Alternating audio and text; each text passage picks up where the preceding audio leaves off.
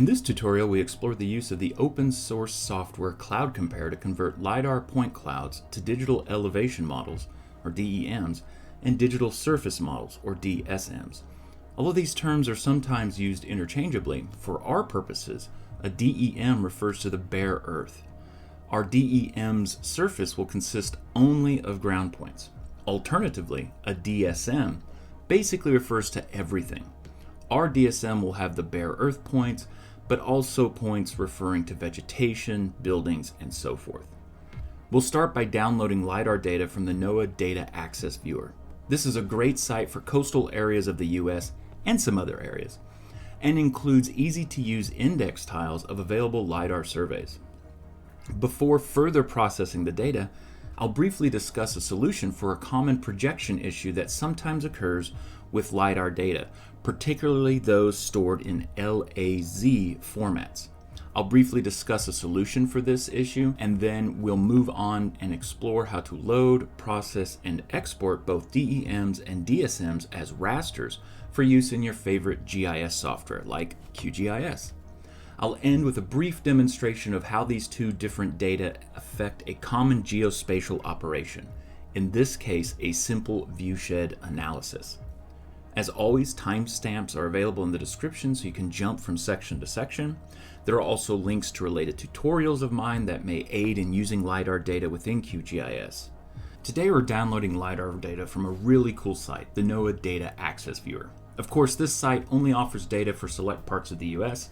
If you're looking for data for other parts of the US or world, refer to some of my other LiDAR videos in this playlist. Now, of course, we're focusing on the Central Park area, so we're going to want to go ahead and zoom to that area. So we do that by selecting Elevation LiDAR, and then using our mouse scroll wheel to come in here to the island of Manhattan. Here we have what is our iconic Central Park area. Next, we'll want to go ahead and use the draw function and drag out a polygon that basically captures all of Central Park. This will bring up a list to the right of different data. We'll be using the 2014 post-Sandy data for New York City. One of the cool things about this site is the different download options. The first lets you add your selected area, which we've just drawn here, to a cart, and this will export whatever you've selected in a variety of different formats. So let's explore this first. You do this by clicking on the little shopping cart here. You'll see this is now added to your cart.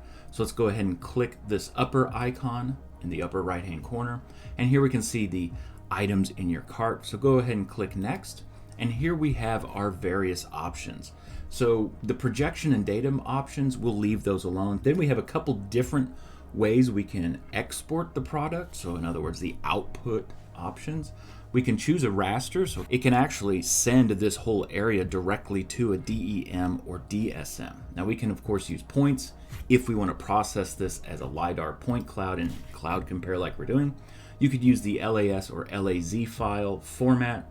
If you take LAS here, the final option to look at would be whether you want all the points, so that would be ground, buildings, vegetation, and so forth, or if you want just your ground points.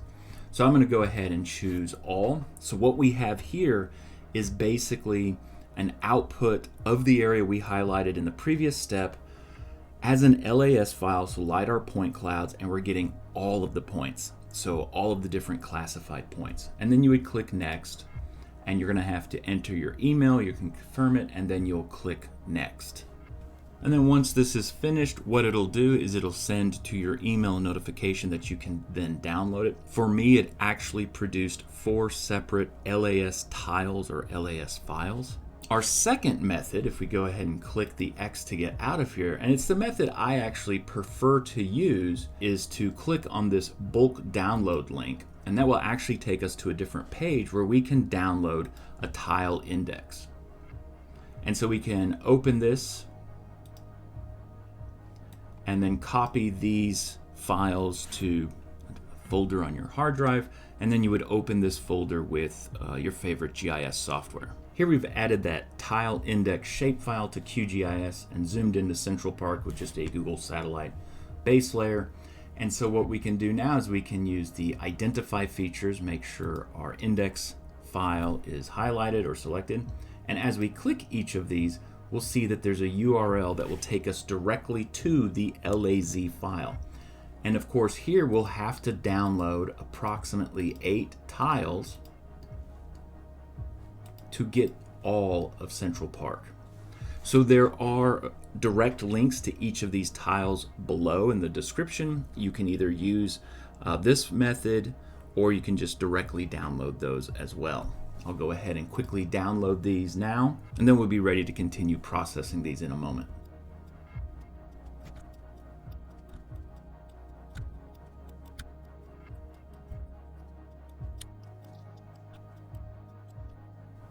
So either of these options, whether you use the tile index or you use the NOAA website's export features, will work for our purposes. However, if you download the pre-clipped LAS files from the download cart or the LAZ files like we're doing here from the tile index, that may impact how your data is displayed in CloudCompare. So before we jump into the processing of this data, let's go ahead and take a look at that. Before we process our LiDAR data, we should discuss an issue that may arise in CloudCompare, particularly with newer LiDAR data that has been compressed and or reprojected using the proprietary LAS tools. This tends to only happen with LAZ or compressed LiDAR tiles. If you opted to download LAS files via the cart download option in the previous section, you probably won't have this issue. But let's go ahead and add one of the tiles in an LAZ format that we accessed via the shapefile tile index. And we of course can do that by selecting just the first one we downloaded, dragging into CloudCompare. May look like nothing has happened, but if we click on CloudCompare, we'll actually get 2 pop-ups. And so with these, we're just gonna click apply or apply all to both of them, yes or yes all to the second one. And these transformations change the floating point of the LiDAR data itself so that you can basically load it more quickly into your computer's memory. This is really a big part of the beauty of CloudCompare. Now, nothing seems to have happened. So if we just left click or click the left mouse button and rotate this view, we can see that our points have been sort of spaghettified. They're in this long, thin strip. And so what this means is that there's something wrong with the projection or the compression here. And maybe not wrong, because if we looked at this in a different GIS program, the shifting, the transformations we just did to bring this into CloudCompare may not have affected it the same way. But it's actually a pretty simple step to correct that, and so we'll go ahead and do that now. Unfortunately, since these files have been processed using various LAS tools, we'll have to use LAS tools to fix this issue. Now, I'll be using LAS tools through the QGIS interface, but you can also use the standalone programs. Now, if you haven't set up LAS tools in QGIS, I've included a link in the description below to one of my other tutorials that actually walks you through the steps of doing that. So in QGIS, we want to access the processing toolbox, and what we're going to actually search for first, we're just going to confirm that this issue exists, and we'll do that by using LAS info. So go ahead, open that up, and then we can drag in our LAZ file, and we don't really have to worry about any of these other settings. We can just click run, give it a moment to load, and then there's a couple things here that we can look at that'll tell us or give us a heads up that something wonky is happening, something that explains why CloudCompare is having trouble when it transforms that data. The first one will be here, this user ID LASF projection, and if we come down a bit, we can see LASZip compression.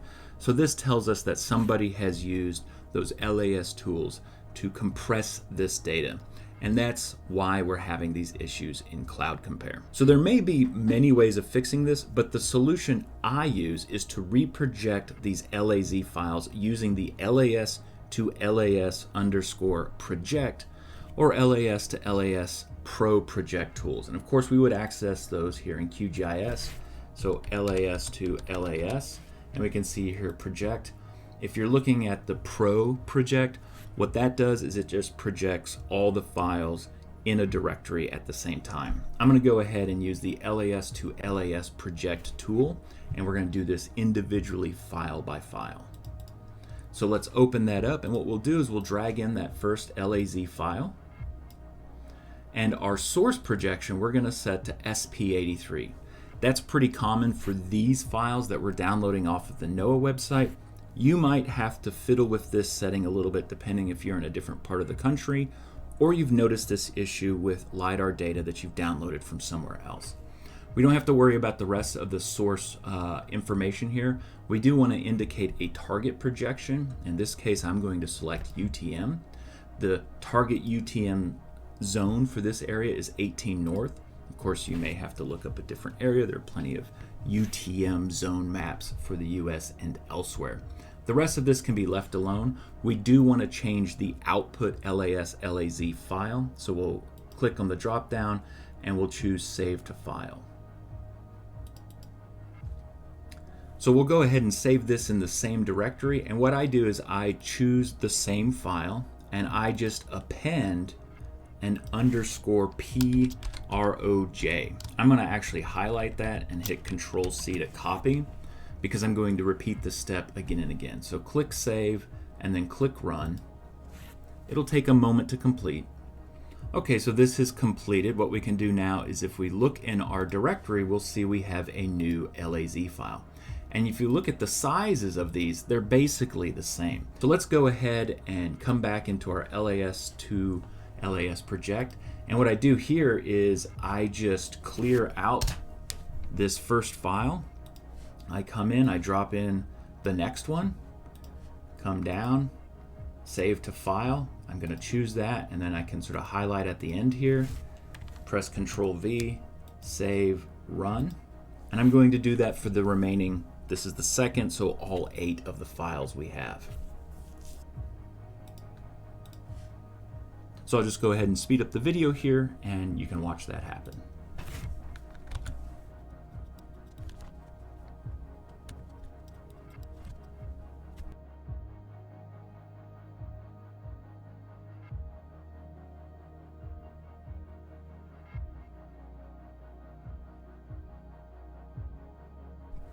All right, there we have all of our files now reprojected correctly. And you can see we have, if we control click all of these, we have 8 files now matching the original 8 files that have been projected.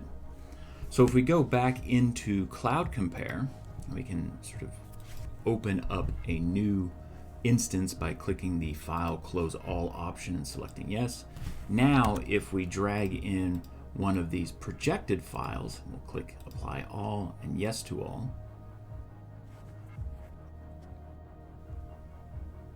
We can see that this is now displaying correctly. And so I'm just rotating this view by using the left mouse button.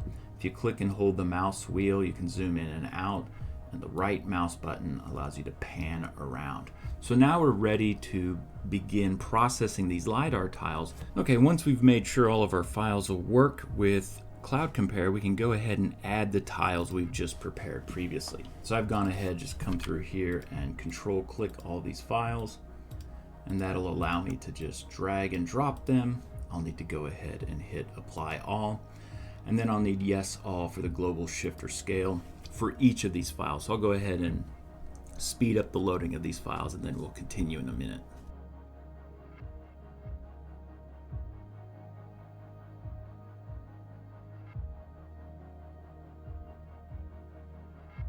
Okay, all 8 of our files have now been loaded. You can go ahead and change the view using the Set Current View mode here to an orthographic projection. If you want to sort of get a plan view or straight down, press the 8 key on your number pad. Really 2 steps before we can create our DSM and DEM rasters. The first one is we want to go ahead and merge these files into one. So let's go ahead and select the top one, hold down the Shift key, select the bottom one so they're all selected. Then we're going to go into Edit and Merge. We do want to generate that scalar field because what we're going to use that for is to visualize this point cloud in a moment. And in later steps, we're going to use that to actually sample out things like the ground points so we can create that DEM. So click yes.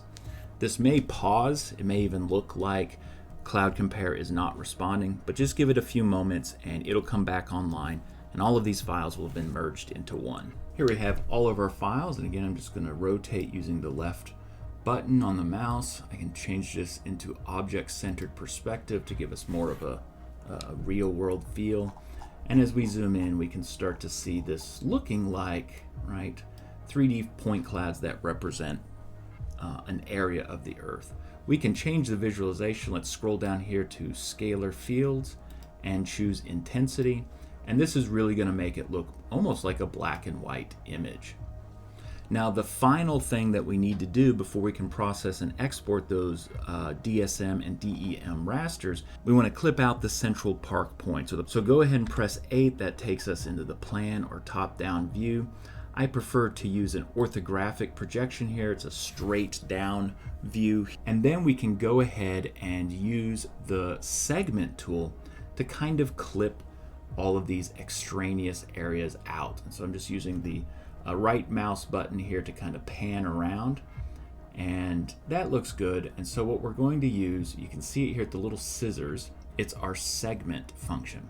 So when we click on that, it's going to bring up this little toolbar, and when you click in this area, don't zoom in or out too much, because once you start adding these points, you can't zoom in or out again until you've finished.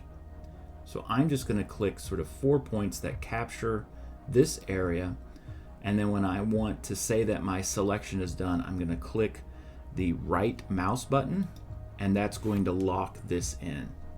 And then you have sort of 2 selections here, segment in or segment out.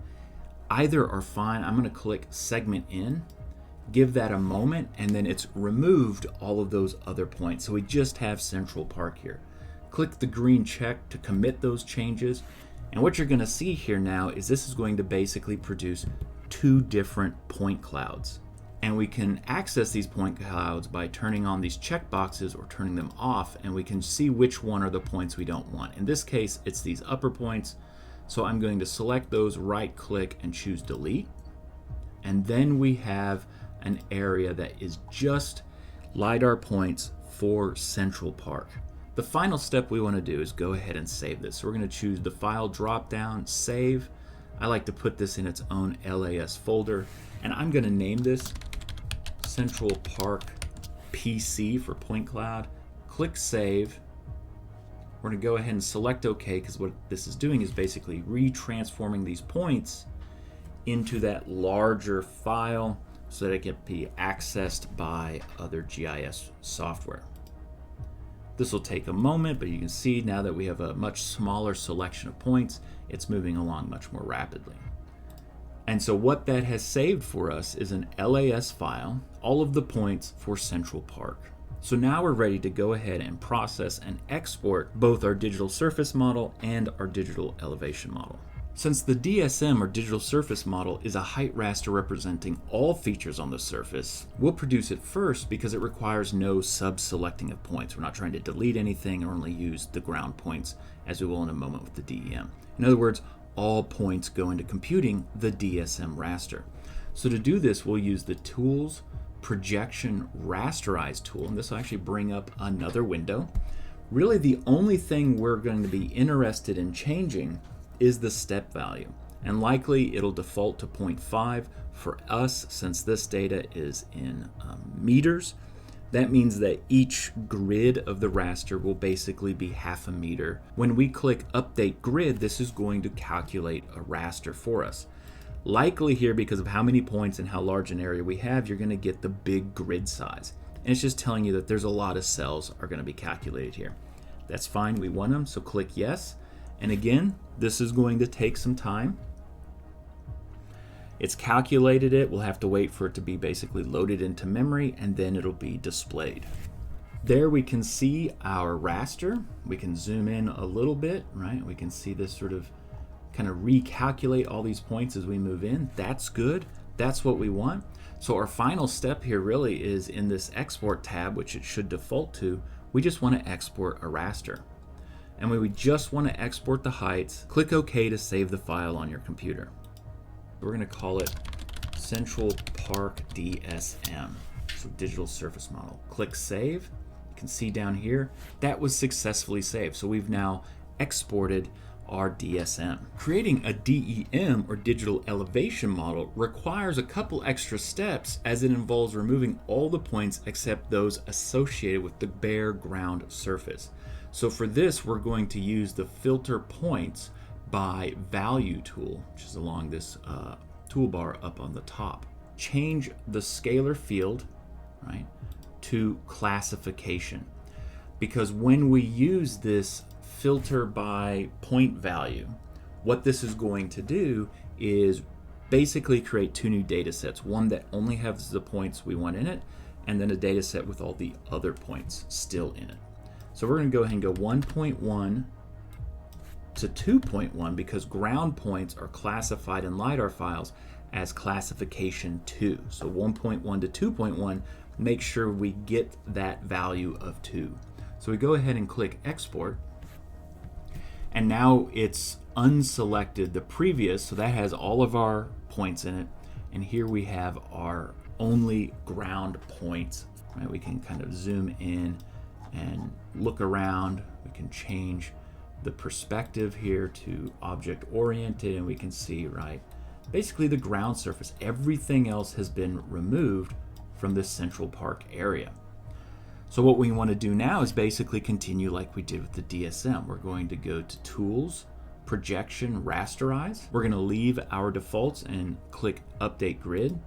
Still a lot of cells, that's fine, click yes. And once that's done, that'll be loaded and we'll have our digital elevation model. Here we are. So if we can zoom in, we can see still a lot of landscape modification apparent. You can still see where there are buildings and such because the ground surface has been leveled off and so forth. So again, what we want to do is we want to export the raster, and let's name this Central Park DEM. Click Save. We've now created a DSM and a DEM from LiDAR points using CloudCompare.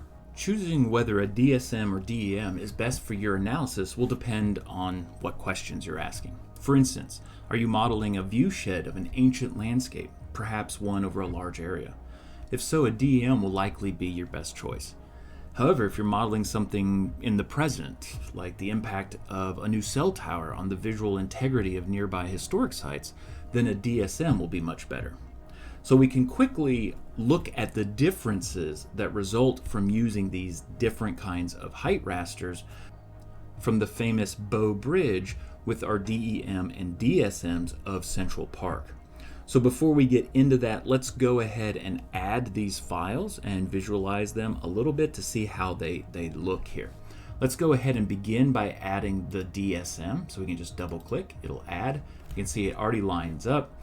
It says its coordinate system is not defined.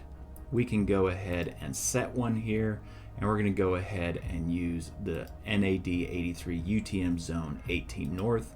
Next, what we need to go ahead and do here is change the styling. So let's go ahead and choose single band pseudo color. It disappears because we haven't classified it yet. Let's go ahead and do equal interval classification and just run this up to something like 20. We also want to go ahead and change the visibility of everything 0 or below. So let's change the opacity to 0, click OK. And what that does is just removes everything that doesn't actually have a height value assigned to it. We can also go ahead, slide down here, change the opacity to something like 50, and we can see how this lines up pretty well with everything that's actually on the recent Google image or Google satellite base map. So that's pretty cool.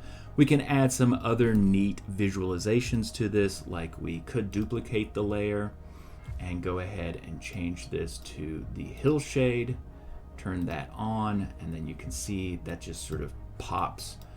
Let's go ahead and repeat some of these steps with the DEM, so just add that. Let's just go ahead and quickly change this to single band pseudo color.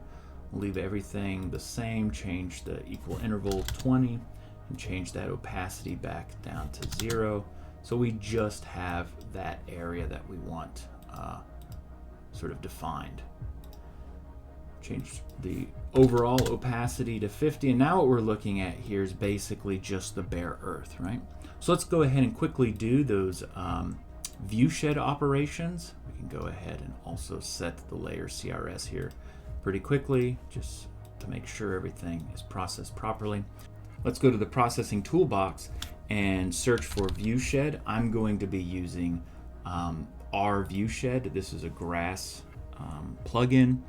If you click on this and you get some sort of error, in other words, it doesn't pop up this way, that's probably because you're just using QGIS. Remember, there is a version of QGIS with grass.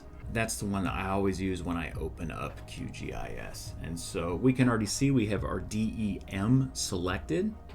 We want to go ahead and choose a viewing position. So if you click this, it's going to actually let you zoom in and manually select that. So let's come down here to the Bow Bridge, and I'm just going to put the viewer right here. So once I click there, it's brought me back. Let's give that elevation above the ground. Let's just do 2 meters, say it's something like a 6 foot tall person sitting there. The rest we're just going to leave, except I'm going to add a 0 to the amount of memory just to speed this up a bit. Click run. Again, I'm just going to let this output to a temporary file within QGIS. Okay, with that, we're finished. Let's go ahead and close that. We can see our intervisibility index. That's our viewshed here. Let's go ahead and press F2 to change that to DEM viewshed. And then we can go ahead and do a little bit of layer styling here.